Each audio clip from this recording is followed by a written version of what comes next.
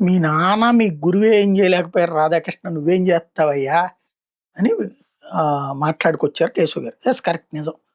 కాకపోతే అంత అమాయకుడు జగను, అంత చేతకానోడు అనుకోవద్దు. జగన్ వాస్తవం క్రిందటిసారి రాధాకృష్ణని కాన్సంట్రేట్ చేయలే. రామోజీరావుని కాన్సంట్రేట్ చేశారు.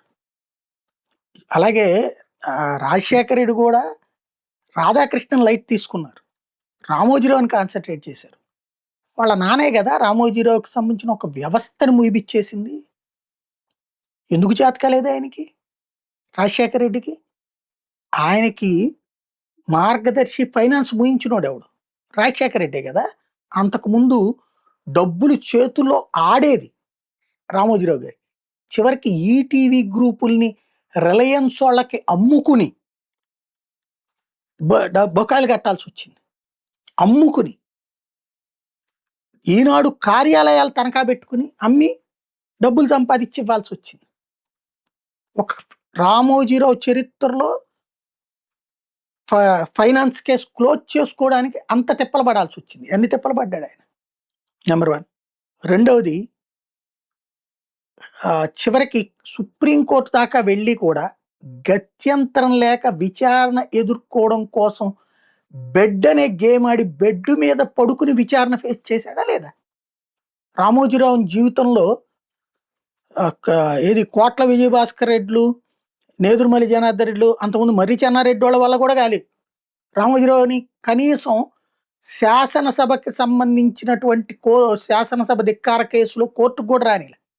అట్లాంటి రామోజీరావు పోలీస్ స్టేషన్కి వచ్చి బెయిల్ తీసుకోవాల్సి వచ్చింది విశాఖపట్నంలో భూమికి సంబంధించినటువంటి కుంభకోణం కేసులో.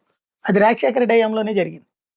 అలాగే జగన్మోహన్ రెడ్డి హయాంలో బెడ్ మీద పడుకుని ప్రశ్నలకి సమాధానం చెప్పాల్సి వచ్చింది. నాకు తెలియలేదు, నాకు ఇప్పుడు వీళ్ళు రాస్తుంటారే అవును కాదు అని చెప్పేసేసి అట్లాంటి మాటలు ఆయన చేత మాట్లాడాల్సి వచ్చింది. అది చేసినోడు జగన్మోహన్ రెడ్డి. కాబట్టి సాధ్యం కాదనద్దు. అతను సీరియస్గా తీసుకోలేదు అంతే. వాస్తవం క్రిందటిసారి సంక్షేమ పథకాలు తనది ఒక ముద్ర వేసుకోవాలనుకున్నాడు.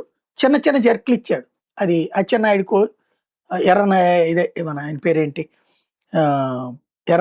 మన రవీంద్ర గారికో లేకపోతే చంద్రబాబు గారికో, అంతే తప్పించి భారీగా చెయ్యాలనుకోలేదు. భారీగా చెయ్యాలనుకుంటే రూట్ వేరుగా ఉంటుంది. అట్లని నేను అది సమర్థించట్లేదు.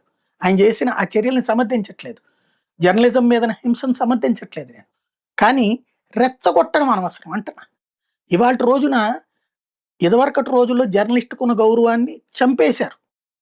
జర్నలిజం అంటే ఏదో ఒక పార్టీకి తాబేదారుగా పనిచేయడం అనేటటువంటి ముద్రను తీసుకొచ్చింది రామోజీరావు, రాధాకృష్ణ. ఇవాళ చచ్చినట్టు మిగతా ఛానళ్ళు కూడా అటు ఇటు ఉండాల్సిన పరిస్థితి తెచ్చిపెట్టారు. దాంతో జర్నలిస్ట్ అనేటటువంటి ఒకప్పుడు సగౌరవంగా చూడబడినటువంటి వాడు పోలీసు, డాక్టరు వీళ్ళందరితో సమానంగా కాదు, అంతకంటే ఒక దేశం ఎక్కువగా గౌరవించబడ్డాడు. ఇవాళ రోజున చెప్పుకోవాలని సిగ్గుపడే పరిస్థితి తెచ్చిపెట్టారు వీళ్ళిద్దరి స్వార్థాల కోసం.